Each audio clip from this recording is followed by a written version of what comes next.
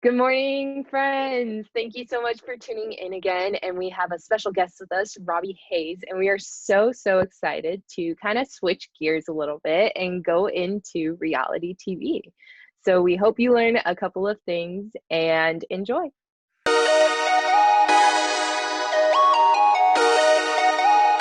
All right, welcome back. We are here with Robby Hayes. So, funny story, I actually interviewed Robbie 3 years ago, maybe. Things like that, yeah. Yeah, back when I was with iHeart. So when Ashley and I started the podcast, I was like, all right, I have to reach out. So thank you so much for hopping on with us. We're excited to talk to you. I'm excited to get back at it. Cool. Well, we'll jump right into it then. So obviously, America got to know you when you were on JoJo's season of The Bachelorette. And I feel like Bachelor Nation only has grown since then. So what was that whole experience like being on the show? It was crazy. Fun, hard, but exciting. It's a question I get asked a lot, knowing how it ended and heartbreak and everything, would you do it again? I always answer yes. One, because the people I got to meet, like even down to like the PAs and the producers, the doors that opened up afterwards, the types of award shows I was getting invited to, iHeartRadio awards, all that good stuff. On top of that, I love traveling, and I got to spend 2 weeks in Argentina, 2 weeks in Thailand, a week in Uruguay. It was a really cool experience that only a few of us get to go through, and so I was kind of feeling like I was blessed to do it, and I'd do it again. And to add to that, with all the award shows and everything, you kind of got instant fame once the show aired. So what was it like, especially being runner-up kind of does that? Yeah. So what was it like actually having people come up to you and be like, oh my God, are you Robbie? And like wanting pictures and everything like that? It's crazy. And it's definitely a double-edged sword. And you're right, it did happen overnight. They take our phones. So I went into it with 5,000 followers, came out of it with 500,000 followers. And it was weird for myself, for my family, for my friends, because those people that I just mentioned, family, friends who are close to me, are like, well, same dude you were before you left, like now you got some followers, everyone wants to take pictures with you. It's weird. Like I remember going back to my first I went to Florida State, graduated from there, and I went back for the first game since I'd been on the show. Not only was I in the main car of the homecoming parade, which I didn't get to do as a student athlete when I was actually making money for the university, but I also got kicked out of my own fraternity house because the front door was just a mile long of people trying to block their way in to take photos, and they're like, bro, you gotta go. I'm like, I'm sorry. Oh my So gosh. it was weird. It was definitely an Oh my adjustment. gosh. But like I said, it goes back to the first question. It's opened up so many doors that it's made it worth it. Has there been anything like kind of creepy or scary? Just because I know even when I was reading back before I interviewed you, looking at your posts, like some of those comments from the girls were like kind of intense. Has that transpired anything in person that's kind of Not like really. I haven't dealt with any stalkers or any restraining orders or any weirdos. Some of the stuff that catches me off guard is like when I had like a 12-year-old girl run up to me in the airport crying. And I was like, oh no, did you lose your parents? Like, do I need to go find you help? She's like, oh my God, take a photo with me. I'm like, all right, I got it. But nothing too out of the ordinary.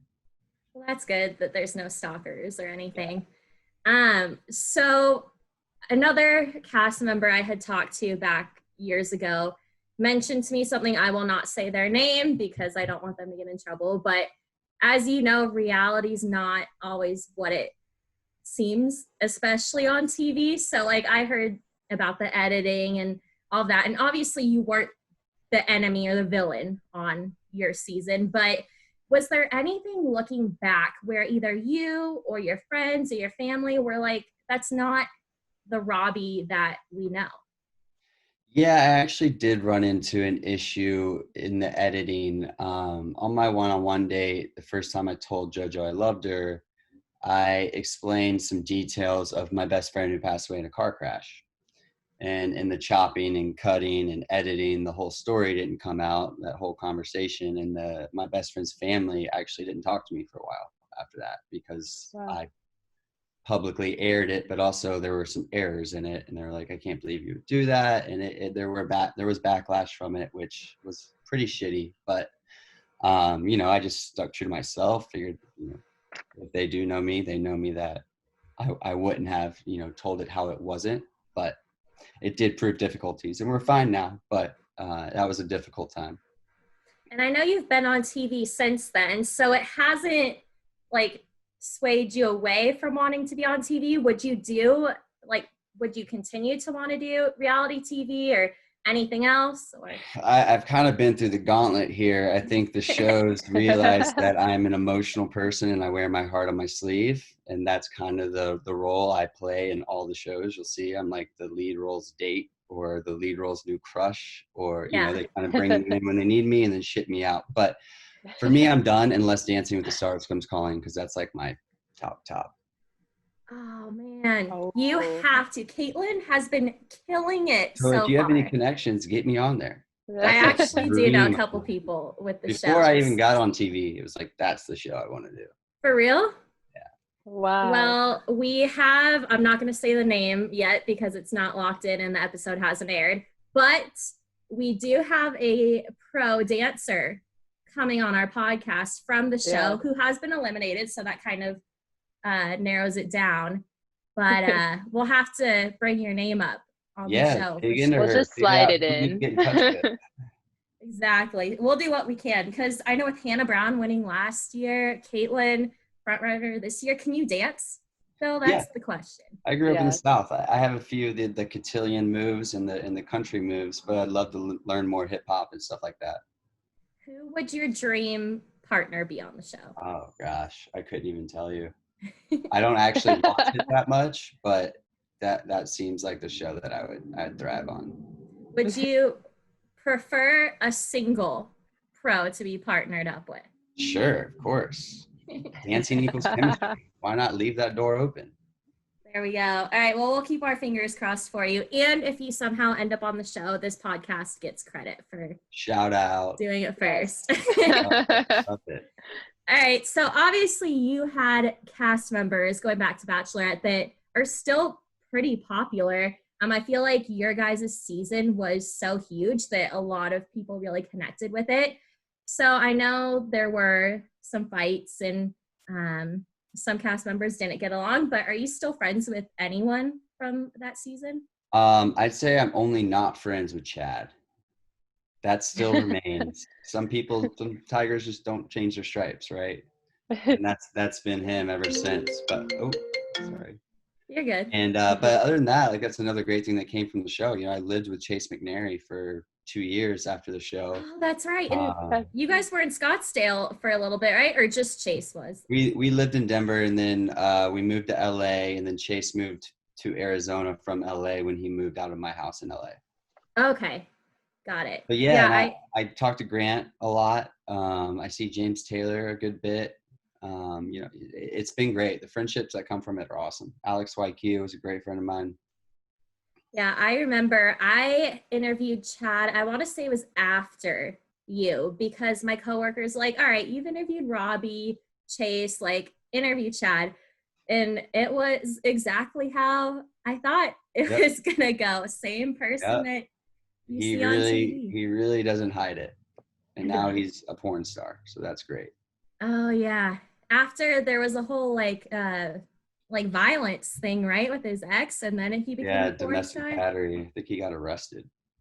Oh, well, at least that's your only not friend. Yikes. All right. Well, I know a question that comes up, and obviously normal people like Ashley and I would not have the answer to this, but every time there is a Bachelor and Bachelorette casting call, people are on social media. Oh, I want to do it. Like, I want to be up for this. I want to be on the show. But just for reality TV in general, what advice would you have for anybody that's considering doing it? Would you recommend it? I'd recommend it. The more sensitive people might have a harder time with the backlash, because it's like I tell everyone, for every 10 people that love you, 2 are going to hate you. Like, there's always trolls. There's always people that don't have anything better than to do than stir shit up.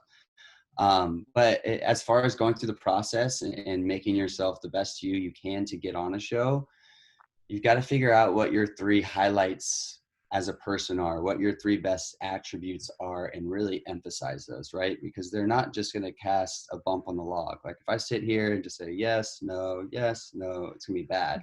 But if they're like, are you willing to fight and argue for the girl you love? And I like grab a Sharpie and draw paint in my eyes. I'm like, I'm ready. Then they're like, all right, like that's going to be good TV. They can't just cast really boring people that, have no drama or won't be willing to start something or stick up for something or stand for something. So really emphasize who you are as a person and go over the top, especially if it has to be like Zoom. You got to kind of pull out all the tricks. Oh yeah, because this season's so weird. I think they're all like filming in just a hotel or something. Oh, really? Right now due to COVID. Interesting. I didn't even think about that. Yeah, I've been kind of following, but yeah, we'll see how it goes after the next 2 seasons. But so since Bachelorette, you've started Rubella. Did I say that right? Okay. Yes, Rubella Media. Cool. So I didn't know until I really like stalked your Instagram their Instagram that you were the founder of it. So how did that all come about? And I'm so jealous. There's so many different like vacation and trip pictures, and just what has that been like? Yeah, it's been awesome. It was kind of, my background's all in finance. I got my master's in finance and corporate investing, and then went into sales before the show. Then after the show, like all those doors that opened up, a lot of them were like traveling. I got sent to Cuba for 7 days for free, got paid $5,000 to shoot the brands that sponsored the trip, and was out there with like 6 beautiful models. It's like, well, this is awesome. Like, wow. Another one, like Under Armour sending me, $6,000 or whatever to post once on Instagram. I'm like, there's so much money in influencer marketing. And this was back in like 16, 17 when it was really taking off and hitting its peak. That I knew I wanted to travel. I knew I was an influencer. I'd been on my side. I had negotiated my own deals for 2 years. I could do that part of it with the brands. And so we built Rubella Digital Media Agency, me and my best friend, Jake. And you might've seen Jake recently. He just did his first show with me, Siesta Key. He was on MTV. He did 2 seasons. I did 1. But yeah, we kind of sat down like we could do this. And, it's been awesome. We've gotten to travel to places like Thailand, Bali, Mykonos, Hawaii, Virgin Islands like 3 times. I went to South Africa, and all of that is done through, linking brands with influencers. So it's not managing, so to speak. We more so go after the brands, get the contract, and fill their wants and needs within influencer marketing or digital marketing as a whole. And so how has that changed now due to COVID? Like it looks like social's still very active, but have you had to make adjustments just with all the travel restrictions? Yeah, there's definitely a pivot that was made. If anything, you're right, travel has gone down, even though we still did Antigua in July and Tulum in July. Since then, we haven't done much, and typically we'd be somewhere once a month. But, luckily we are in the social media space. And if anything, quarantine with people being locked in their homes has upped their screen time and their usage on social media. So we just pivoted to more online type of marketing with, giveaways, promotions, discounts, whatever it might be that, works for the specific company that needs the campaign. Got it. And then going forward, either for Rubella or something else, what does the future look like for Robby Hayes? Oh, man. Still with Rubella, still traveling a lot. I want to get back out and traveling. I'm dating here and there, but not actively searching, more passively searching. I'm comfortable where I am. I have a great friend group out here in LA. I told myself I'd probably only be out here for 4 or 5 years because my roots are back east in my family. But kind of have a little gut feeling I'm not done out here yet. So just kind of out here in LA on the grind, doing the thing, expanding my network, trying to get to events once everything opens back up, but being facey. Love it. And so, like you mentioned, everybody is on social media right now. I know I've had to get blue light glasses because I'm always staring at my phone now during quarantine. But where can people follow both you and Rubella? So Rubella's just at Rubella. It's a very aesthetic page. I think everyone would like it. And then my Instagram is RobertHunter89. Perfect. Well, Robbie, thank you so much for for chatting with us. It was so great. This is our first like face-to-face interview. So It is. And I So appreciate you guys having me on. of course. Well, thank you. And we look forward to chatting again soon. Can't wait. Thanks, guys. Thank you.